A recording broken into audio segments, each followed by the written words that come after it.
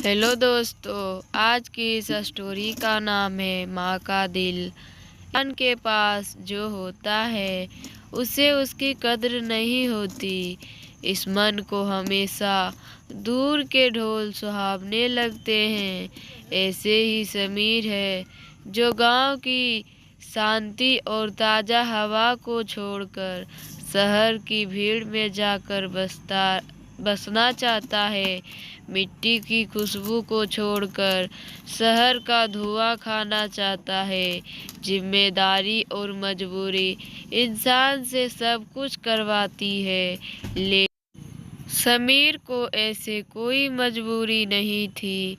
घर छोड़ने वक्त पिताजी ने उसे बहुत समझाया, हमारे पास यहाँ गांव में इतना है कि हम अच्छे से खा सकते हैं। भगवान की दया से इतना हो जाता है। फिर तू हमारा एकलौता लड़का है। हम चाहते हैं कि तू हमारे साथ ही रहे। लेकिन समीर मानने को तैयार ही नहीं था। पिताजी से कहा कि आपने पूरी जिंदगी गांव में गुजार दी, मैं नहीं चाहता यहाँ रहना। पिता ने कहा कि हमने जो भी कमाया तेरे लिए ही तो है। पशुओं को छोड़कर तू वहां जाकर छोटी सी नौकरी करना चाहता है। एक बार जो फितूर सर पर सवार हो जाता है वो इतना आसानी से कहाँ उतरता है। जवान बच्चे यह भूल जाते हैं कि माता पिता जो बात कर रहे हैं वो सिर्फ बात नहीं है, उसका अनुभव भी है। समीर नहीं माना, कहा कि अब पहले जैसा जमाना नहीं रहा। आप लोग इतना क्यों सोच रहे हो? मोबाइल है और वीडियो कॉल भी है, रोज आपको दूर बैठा भी दिखूंगा। समीर नहीं माना और शहर जाकर एक छोटी सी प्राइवेट नौकरी करने लगा।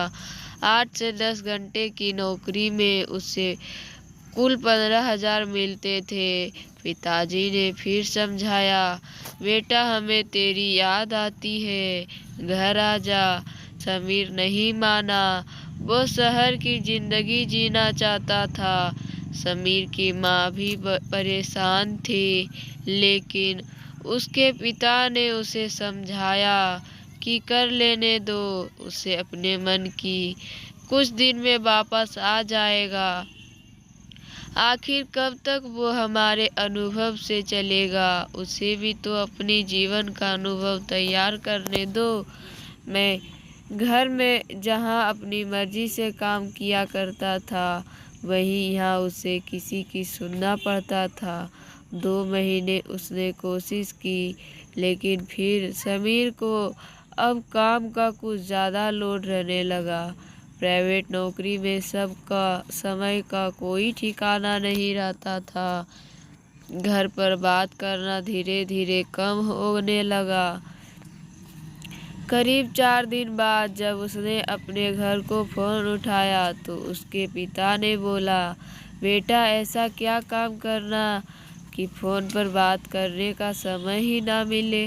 पिताजी बोले, बेटा तेरी माँ का पैर टूट गया 3 दिन पहले। समीर ने पूछा कि माँ अब ठीक है? पिताजी बोले, प्लास्टर चढ़ा है। समीर ने कहा, पापा आप वीडियो कॉल से बात करवा देना, अभी मुझे छुट्टी नहीं मिल सकती। गांव में ठीक से नेटवर्क न होने के कारण वीडियो कभी रुकती कभी दिखाई देती, इसलिए अधिकतर वो सिर्फ बात किया करते थे। लेकिन आज माँ के पैर टूटा था। माँ ने फोन पर बेटे से बात कर ली। बोली, मैं ठीक हूँ और हर माँ की तरह तू कुछ खाता नहीं है क्या? देख कैसा मुंह निकल गया है तेरा। मैं कुछ दिन आ ही जाऊं। समीर अपने दोस्तों के साथ एक छोटे से कमरे में रहता था। किराया ज़्यादा और जगह कम, इसलिए माँ को हमेशा मना करता था।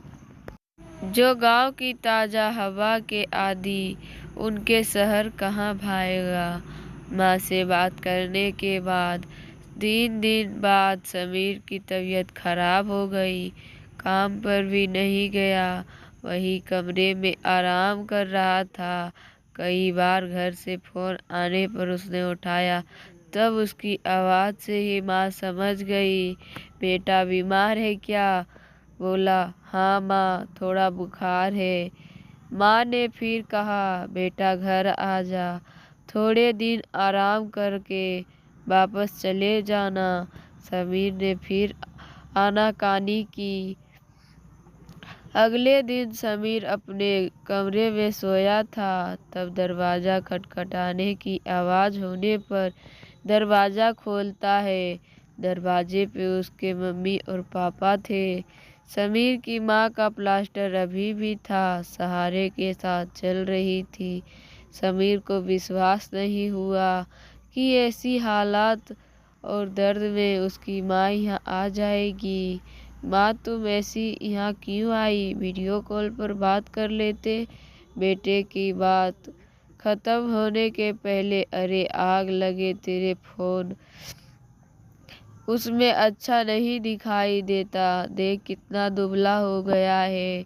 और उसने, मैं तुझे छू भी तो नहीं सकती। समीर ने अपनी आंखों के आंसुओं को बड़ी मुश्किलों से रोका, क्योंकि उसे पता था कि उसके एक आंसू निकलने पर उसकी माँ के ना जाने कितने निकलेंगे। माँ बोली, बेटा तू नहीं आ सकता होगा, हम तो आ सकते हैं।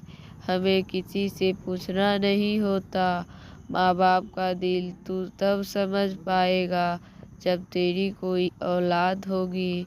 समीर के पिता बोले, बेटा मैं तुझ पर ज़्यादा दबाव डालकर वापस ले जाने नहीं चाहता, क्योंकि मुझे लगा कि शायद इसमें भी तुझे कुछ अनुभव होगा। लेकिन कभी भी परेशान मत होना।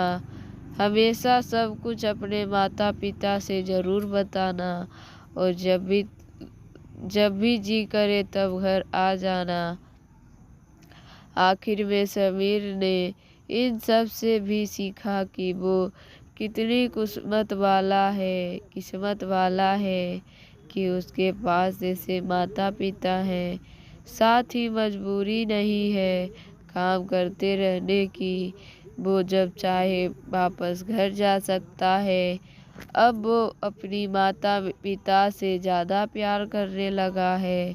धन्यवाद दोस्तों। अगर मेरी कहानी पसंद आए तो मेरे चैनल को सब्सक्राइब कीजिए और मेरे वीडियो को ज़्यादा से ज़्यादा शेयर कीजिए। Thank you.